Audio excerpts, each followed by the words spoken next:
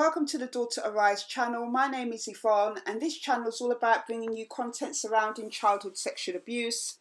So if you would like to support this channel, please hit the subscribe button and the notification bell so that you can be notified of any new uploads.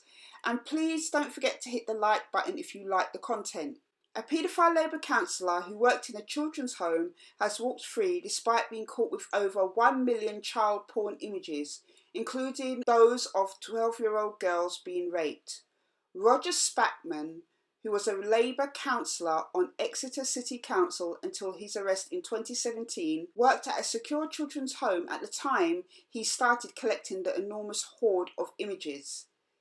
Exeter Crown Court heard that he was part of an underground internet network called The Other Place.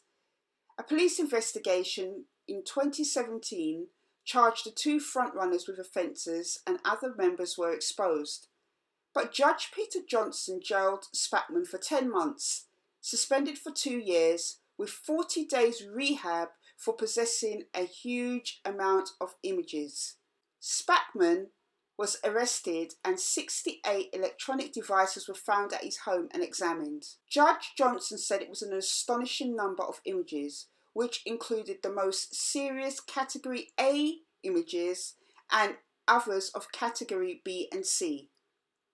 The judge said he was of good character, working hard in a public service as a councillor in Exeter before his fall from grace, which has been dramatic. He said Spackman had been abused as a child and played the role of an abused child in this forum. Many of the images were inaccessible, but the offences dated back to 2008, 7 years after he began working at the secure children's home. The court heard the most graphic images showed young girls aged 12 being raped. Spackman's barrister, Barry White, said he likes to pretend he is a young girl who will be abused. He will pretend to be a young girl. Mr. White stressed none of the images are of people he knows. He has never sexually assaulted any children, nor would do so. The images were sent to him by the other party in the fantasy, which were indicative of what the person liked. He did not choose what images, but he accepted them all. Prosecutor Tom Falconer said some of the worst images were found on devices in his bedroom. Those images depicted pre-pubescent girls forcing to take part in sexual activity. Spackman admitted between October 2007 and July 2017 possessing still and moving images of categories A, B and C, and possessing 48 extreme pornographic images involving an animal. So as you just heard from that story, it's absolutely just disgraceful that this man who held a position of high office in a local authority as a councillor has been able to get off with a slap on the wrist. There are several things I want to pick up from this story. First of all, this man was working in a secure children's home whilst collating all these images. Now let's just think about this for a second here. This man was in a position of trust where he was looking after some of the most vulnerable children in society. For those of you who don't know, secure kids' homes are for children who are the most troubled, who have the most difficult behavioural problems experienced within the care system. Yet this man was allowed to be in this position looking after these kids. And whilst he was looking after these children, on his downtime, he was looking at images of children, vulnerable children, being raped and being sexually assaulted. This man was in this position whilst he was doing these things. And we know from the media and from news stories that have been high profile in recent years, cases that included the Rotherham girls and other high profile cases that involved child sexual exploitation, that paedophiles and perpetrators of sexual abuse against children target the most vulnerable. In those cases that I've just mentioned, like Rotherham, these paedophiles were targeting children in kids' homes because in their sordid and wicked mind, they feel that children in kids' homes, nobody really cares about them. Nobody would believe if they were to say that they were being sexually abused outside of the home because what? They believe that people will see them as damaged. Another thing that I just find absolutely unbelievable is the fact that he got a 10-month sentence, which was suspended for 2 years, and 40 days in rehab. I have known of a couple of cases where 2 people were caught with 1 or 2 images of children being sexually abused, which in itself is bad enough. But the consequences that they faced were severe, quite rightly, because of the nature of what they were doing and the nature of the crime.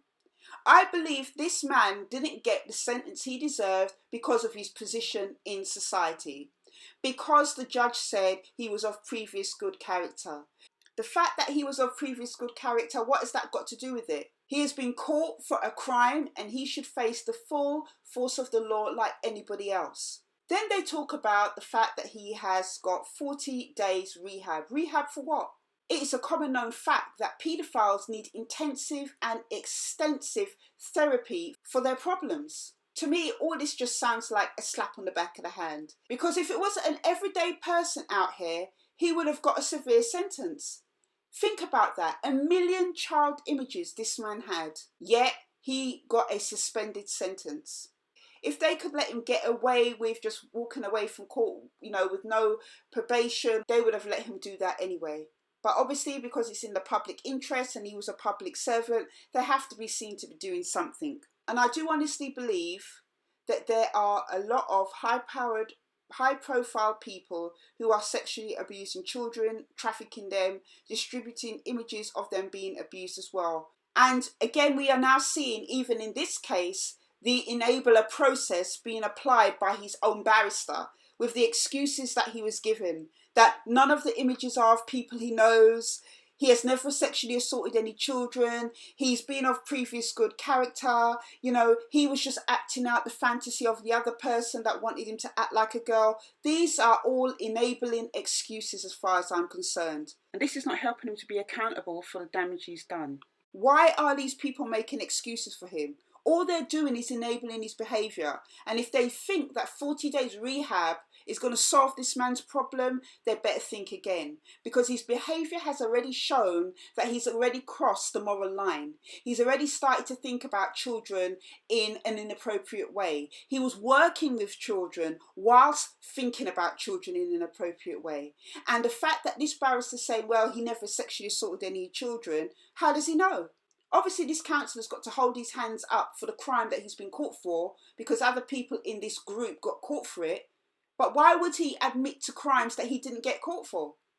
And for this barrister who's just been hired to be his brief for this case to vouch for him is absolute madness.